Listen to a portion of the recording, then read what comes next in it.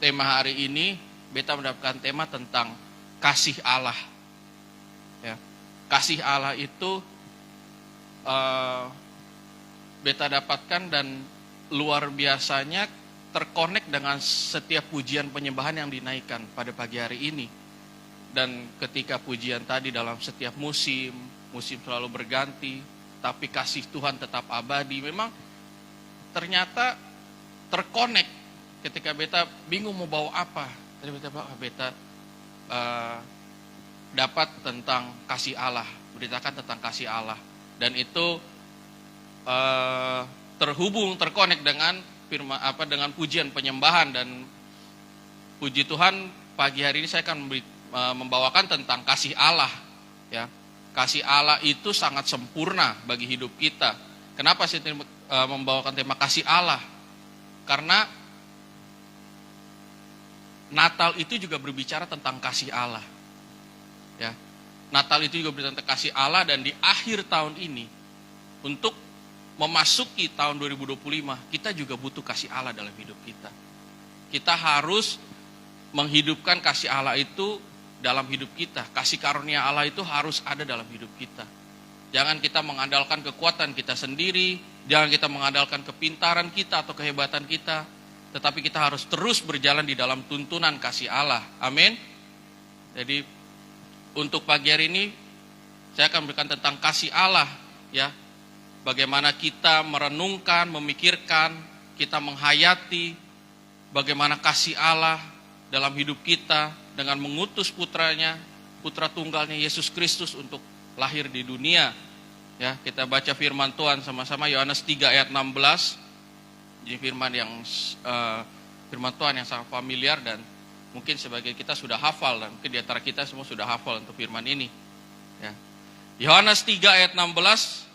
Karena begitu besar kasih Allah akan dunia ini, sehingga ia telah mengaruniakan anaknya yang tunggal, supaya setiap orang yang percaya kepadanya tidak binasa, melainkan beroleh hidup yang kekal.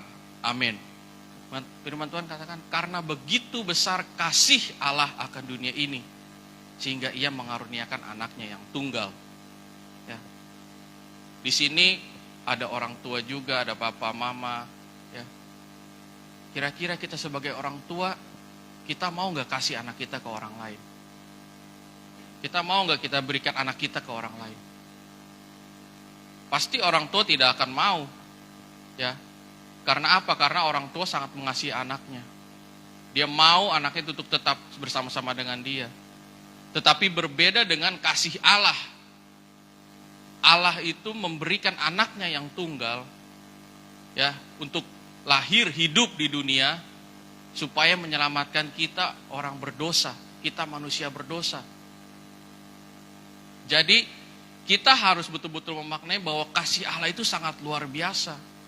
Kita gak perlu lagi takut, kita gak perlu lagi khawatir, kita gak perlu lagi cemas untuk hidup kita.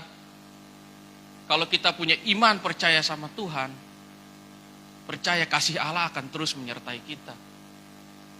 Kalau anaknya aja Tuhan kasih buat kita, umat manusia yang berdosa, apalagi sandang, pangan, apalagi yang sesuatu yang kita pikirkan. Itu hal yang kecil, karena anaknya aja Tuhan kasih. Jadi kasih Allah itu betul-betul abadi, kasih Allah itu betul-betul sempurna, tak terbatas.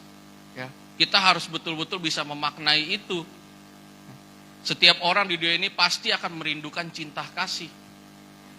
Ya, kita semua pasti akan merindukan yang namanya cinta kasih. Sebagai seorang anak, kita pasti merindukan kasih dari orang tua. Begitu juga sebaliknya.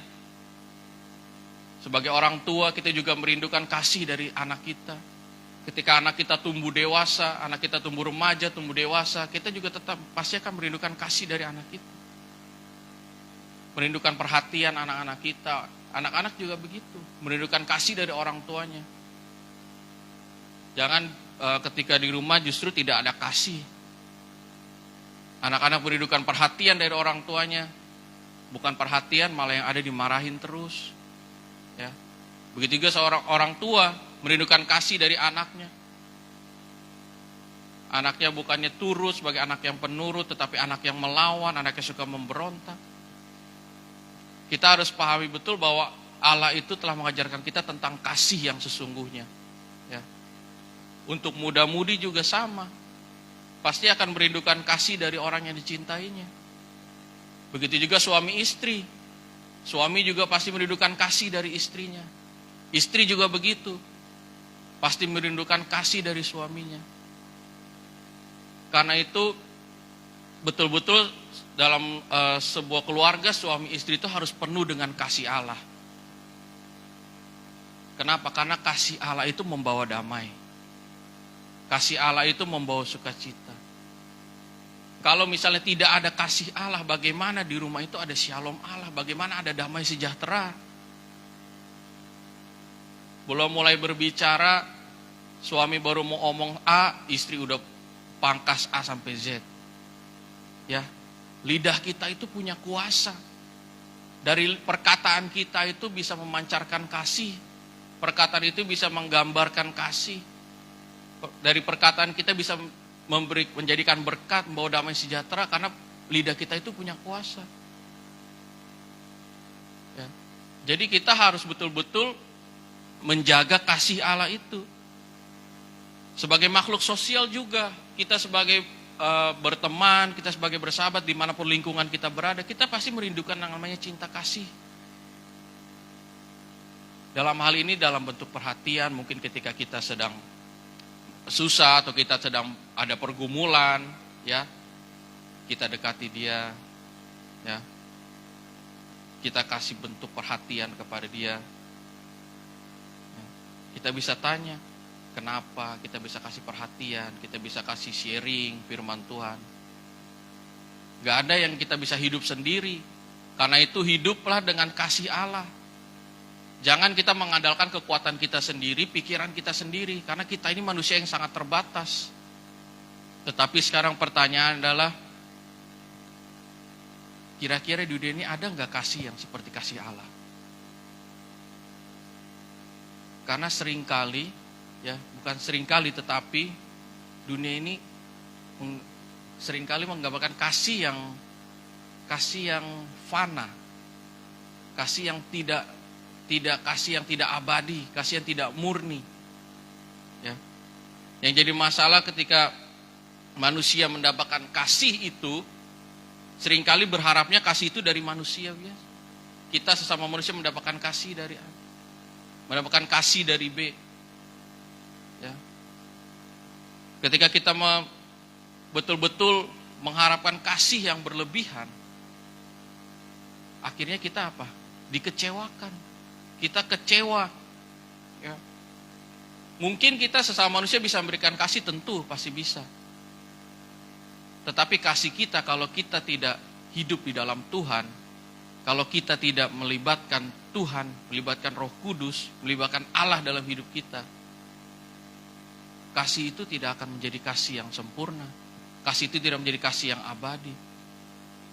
Tetapi kasih yang berdasarkan kemampuan kita, kekuatan manusia, ya.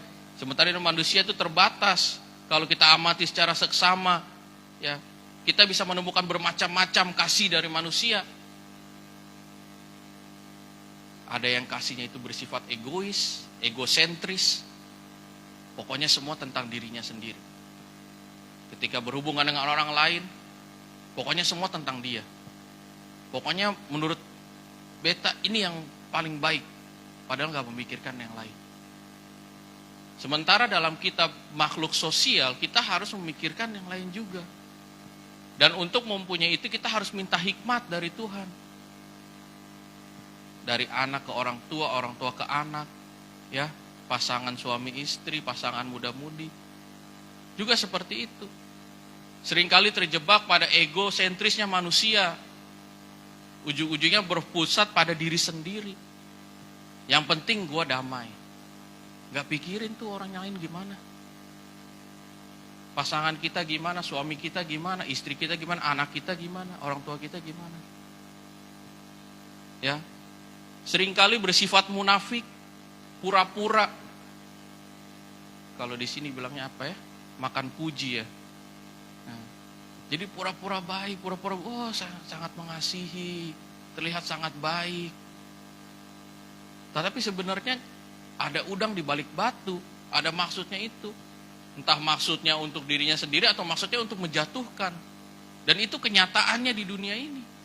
Kenyataan di hidup kita sekarang. Ya. Seringkali kita mendengar bahwa karena harta, karena uang, karena warisan, bahkan saudara yang sedara sedaging pun, saudara kandung pun bisa saling bermusuhan dan bisa saling bunuh-bunuhan. Karena apa? Karena tidak ada kasih Allah dalam keluarga ini. Tidak ada kasih Allah dari setiap pribadi itu. Ya.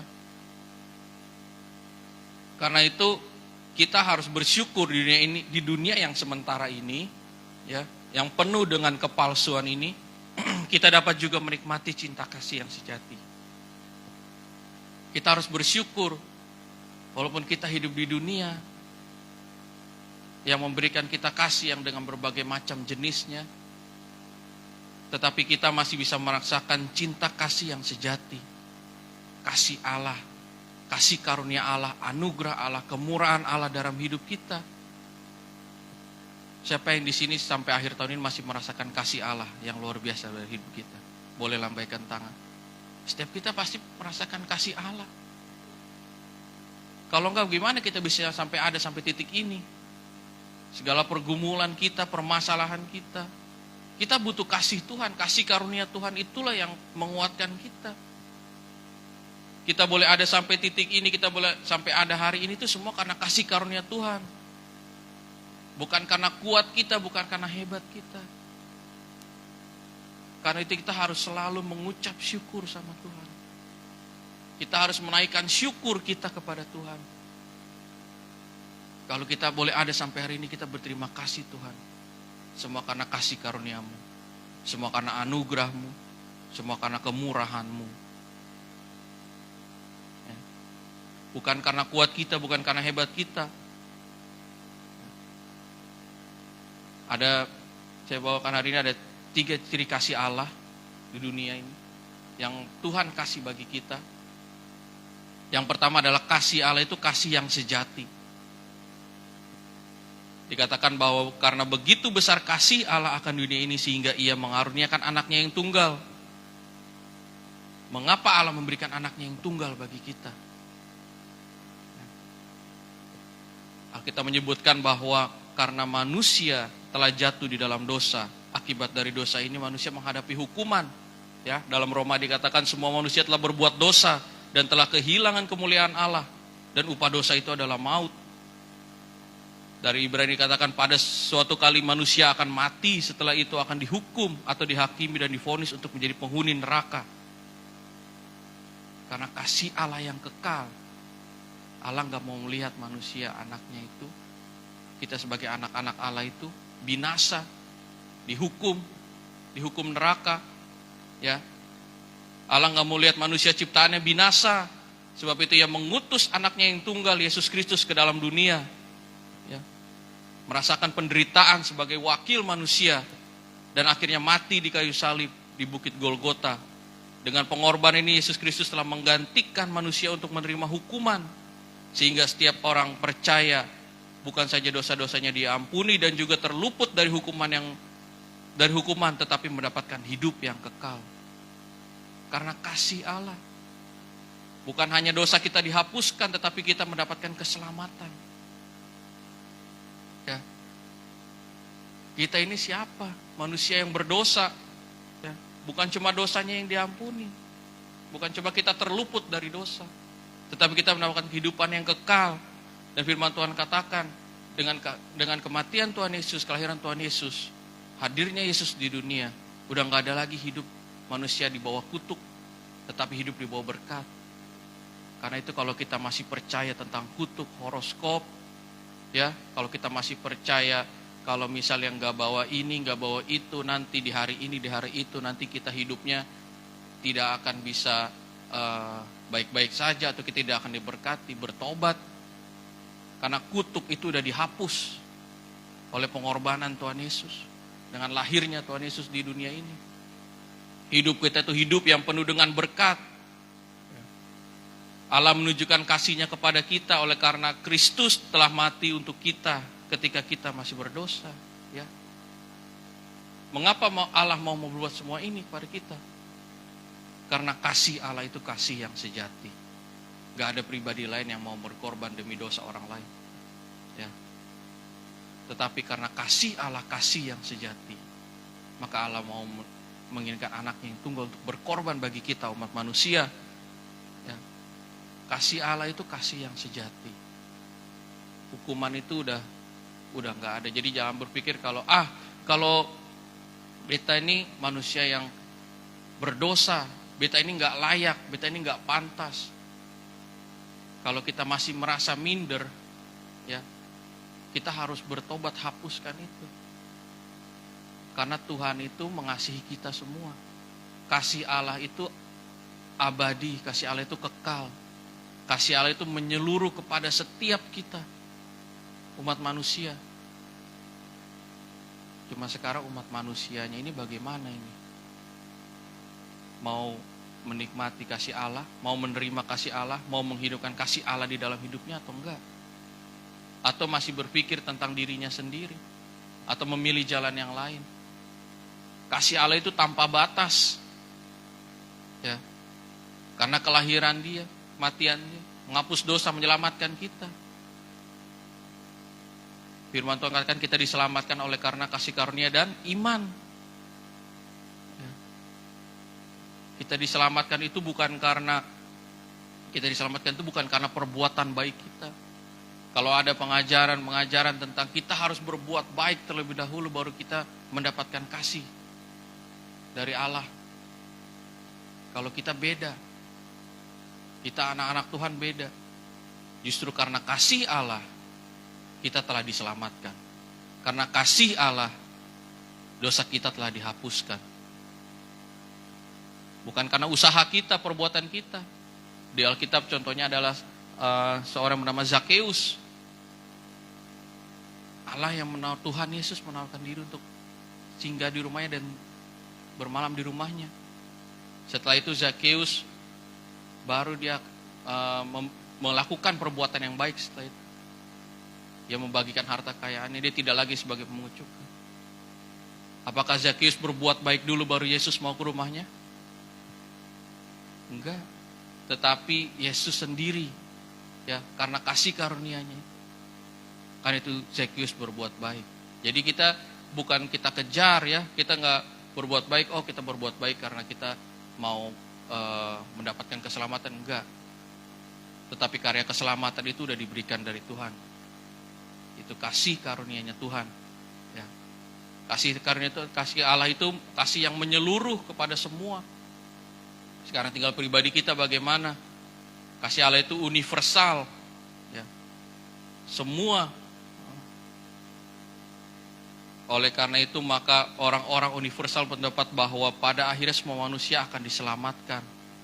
Tetapi pandangan ini bukan salah, melainkan sebagian aja benar. Kenapa? Karena memang betul kasih Allah itu untuk menyeluruh untuk semuanya, ya. Tetapi keselamatan itu untuk semuanya, tetapi bukan semua orang yang mendapatkan keselamatan, melainkan bagi mereka yang percaya. Tuhan memberikan kasih karunia-Nya, memberikan keselamatan. Kita harus menjaga iman kita dengan perbuatan baik, ya, dengan melakukan apa yang menjadi kehendak Tuhan dalam hidup kita. Kasih Allah kekal. Kasih Allah abadi, kasih Allah kekal. Yang dimaksud dengan cinta kasih kekal adalah karena kasih-Nya bukan hanya berlaku di dunia ini, tapi juga ketika kita meninggal nanti. Kasih Allah itu tetap ada.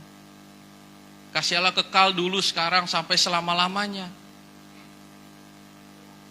Kita berada di akhir tahun 2024. Kita tentu merasakan kasih Allah itu dalam hidup kita. Kita merasakan kasih Allah, kasih karunia Allah di dalam hidup kita, ya. Kasih Allah itu nggak bersifat sementara waktu, nggak cuma satu kali, nggak cuma dua kali, tetapi kasih Allah itu kekal sampai selama-lamanya. Karena itu kita harus mensyukuri betul bagaimana Allah mengasihi kita. Dan kita juga harus memberikan hidup kita kepada Tuhan. Dengan cara apa? Mengasihi Dia juga dengan sepenuh hati. Mengasihi Dia dengan sungguh-sungguh. Mengasihi Dia dengan tulus. Kita nggak terbatas hanya karena kita mau mengasihi Dia kalau kita lagi butuh aja. Kita nggak mengasihi Dia kalau kita lagi susah, kita lagi pergumulan, ya. Kita betul-betul datang untuk Tuhan, aku mengasihi Engkau. Tetapi kita mau mengasihi Allah juga dengan hati yang tulus, hati yang murni, hati yang sungguh-sungguh untuk mengasihi Tuhan. Dan yang ketiga, kasih Allah itu tidak pernah berubah. Ya, kasih Allah itu tidak berubah. Karena kasih Allah itu, karena Allah yang empunya kasih ini, baik kemarin, dulu, sekarang dan selama-lamanya itu nggak pernah berubah. Kasih manusia bisa berubah, hari ini bisa baik, besok bisa enggak. Paginya baik, sorenya berantem. Ya. Kasih manusia itu bisa berubah-berubah. Karena apa? Masih berdasarkan daging. Masih berdasarkan egonya sendiri. Masih berdasarkan kepentingan sendiri. Ya. Tetapi kita anak-anak Tuhan, kita harus belajar bahwa kita ini adalah pribadi yang karakter Kristus. Kita harus memiliki kasih Allah dalam hidup kita. Kita harus memancarkan kasih yang tanpa batas, kasih yang tidak pernah berubah. Kita harus punya kasih itu. Seringkali juga kita membaca atau kita mendengar, ya, ketika seorang yang konseling atau seorang yang sedang konsultasi tentang keluh kesah, bagaimana seorang wanita ya, merasa dibohongi sama pacarnya, merasa ditipu dengan janji-janji manis. Kita juga melihat bahwa sebagai orang tua pun ada kalanya juga kita merasa bahwa kita memiliki anak yang kenapa melawan terus, seperti tidak ada kasih. Ya. Jadi kita harus betul-betul memiliki kasih Allah dalam hidup kita. Mengapa hal itu bisa terjadi? Mengapa orang itu bisa mengingkari janjinya? Ya. Mengapa orang itu sering memberikan kasih yang sepertinya itu adalah sebuah tipuan? Ya. Karena banyak kita temui cinta kasih manusia itu yang tadi saya katakan, gampang berubah dan banyak yang palsu. Cuma karena ada sesuatu, bukan betul-betul kasih Allah yang abadi. Bukan betul kasih Allah yang murni. Ya. Sehingga ujungnya apa? Ujungnya kita dikecewakan, kita merasa kecewa, kita merasa sakit hati, ya, kita merasa disakiti, dikecewakan. Karena itu kita harus berharapnya itu sama kasih Allah. Kasih Tuhan itu sendiri, bukan karena manusia, ya. Tetapi kita harus membuka hati kita, menerima Tuhan dalam hidup kita, kasih Tuhan agar selalu menyertai kita. Bagaimana kita dapat memiliki kasih Tuhan? Bagaimana kita dapat menikmati kasih karunia Tuhan dalam hidup kita? Dalam Yohanes 1 ayat 17 firman Tuhan katakan, sebab hukum Taurat diberikan oleh Musa, tetapi kasih karunia dan kebenaran datang oleh Yesus Kristus. Hukum Taurat diberikan oleh Musa tentang perbuatan baik, tentang apa yang kita lakukan bagi sesama, perbuatan baik. Tetapi kasih karunia dan kebenaran datang oleh Yesus Kristus. Karena itu kita harus lebih mengenal Tuhan Yesus Kristus, lebih mendekatkan diri sama Tuhan, lebih intim sama Tuhan. Maka kasih karunia itu akan kita dapatkan terus menerus, ya, akan membawa kita dari kasih karunia ke kasih karunia yang lain. Yohanes di ayat 16 dikatakan, karena dari kepenuhannya kita semua telah menerima kasih karunia demi kasih karunia. Jadi bukan cuma satu kali stagnan, cuma satu kali aja Tuhan kita merasakan kasih karunia itu dalam hidup kita. Tetapi dengan perkenanannya, ya, dengan kepenuhannya, kita semua telah menerima kasih karunia demi kasih karunia. Dalam Mazmur, firman Tuhan Daud berkata, satu hal telah kuminta kepada Tuhan, itulah yang kuingini, diam di rumah Tuhan seumur hidupku, menyaksikan kemurahan Tuhan dan menikmati bait-Nya. Wow, kalau kita bisa merasakan kasih karunia Tuhan, ya, kita nggak cuma merasakan, tapi kita juga bisa menikmatinya. Dengan apa? Dengan damai sejahtera. Kita menikmati kebaikan Tuhan, kasih karunia Tuhan. Seringkali justru kita malah menjadi seorang yang judgment, ya, atau menjudge seseorang. Ketika kita melihat sekeliling kita, ya, seringkali manusia itu melihat, kasihan ya dia, hidupnya susah, hidupnya miskin, hidupnya tidak punya apa-apa. Seringkali kita lihat melalui sudut pandang kita. Padahal belum tentu orang yang susah ini merasa hidupnya susah.